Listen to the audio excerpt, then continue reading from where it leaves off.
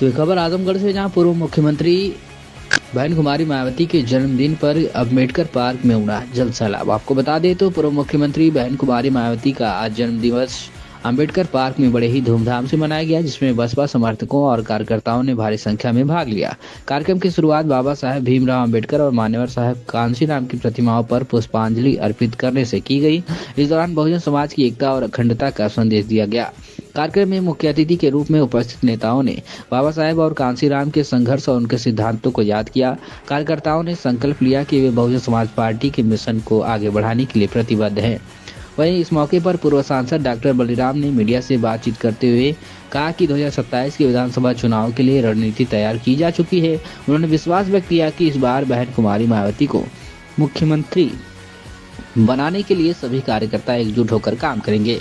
वहीं बहुजन समाज पार्टी के पदाधिकारियों और कार्यकर्ताओं ने एक बार एक स्वर में कहा कि 2027 में पूर्ण बहुमत से बसपा की सरकार बनेगी और बहन मायावती जी को फिर से मुख्यमंत्री बनाया जाएगा। इस अवसर पर सांस्कृतिक कार्यक्रम का भी आयोजन किया गया।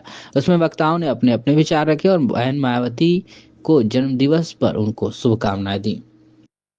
सर, आज बहन जी का बर्थडे है, क्या कहेंगे इस उपलक्ष्य में? देखिए, आज माननीय बहन कुमारी मायावती जी का जन्मदिन है। इस जन्मदिन के मौके पर हम लोग कोई न कोई हमेशा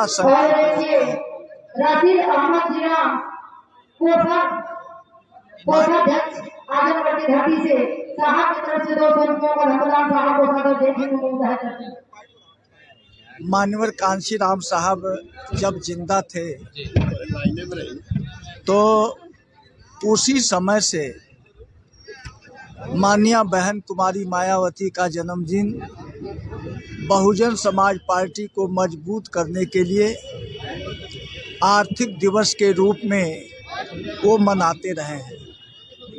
लेकिन जब बहन कुमारी मायावती जी 1995 में जब मुख्यमंत्री बनी, तब से लेकर के अब तक हम बहन जी के जन्मदिन को जन कल्याण दिवस के रूप में हम लोग मनाते हैं और उनके जन्मदिन पर हम लोग यही संकल्प लेते हैं कि हम लोग संघर्ष करके गांव-गांव में बहुजन समाज के मिशन और मूवमेंट को, जिसको बाबा साहब डॉक्टर अंबेडकर ने, मान्यवर कांशीराम साहब ने आगे बढ़ाया था, उसी मूवमेंट को लेकर के आज बहन जी चल रही हैं।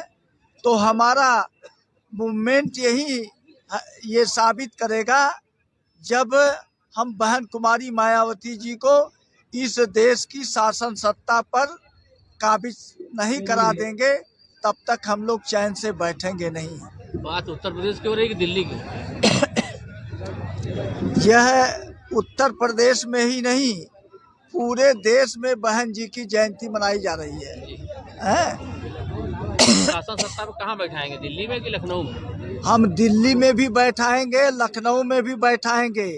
आज लोग बहुजन समाज पार्टी को बहुत कमजोर मान रहे हैं, लेकिन मैं ये कहना चाह रहा हूँ कि आज भी बहुजन समाज पार्टी की ताकत, जितनी भी इस देश में राजनीतिक पार्टियां हैं, वो सबसे मजबूत इनके पास ताकत है।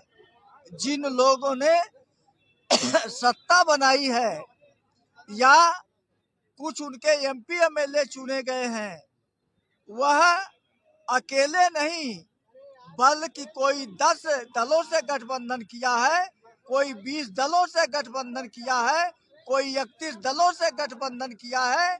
लेकिन बहुजन समाज पार्टी अकेले अपने बलबूते पर यह चुनाव लड़ करके वह बहुत ज़्यादा से ज़्यादा उन्होंने बहुमत हासिल किया है। 27 में बहन जी फिर से मुख्यमंत्री बनेगी? एकदम बिल्कुल। आज जो प्रदेश की हालत है, जो देश की हालत है, जिन लोगों ने इस सरकार को बनाने में अहम भूमिका निभाई थी, आज वो लोग भी, आज जो उनका कुशासन है, उस कुशासन से ऊब गए हैं और सारे लोग याद कर रहे हैं और कह रहे हैं कि बहन कुमारी मायावती जी का शासन सबसे अच्छा था। बहन जी के शासन में कानून व्यवस्था चुस्त और दुरुस्त थी। बहन जी के शासन में विकास का कार्य हो रहा था। बहन जी के शासन में बेरोजगारों को रोजगार मिल रहा था।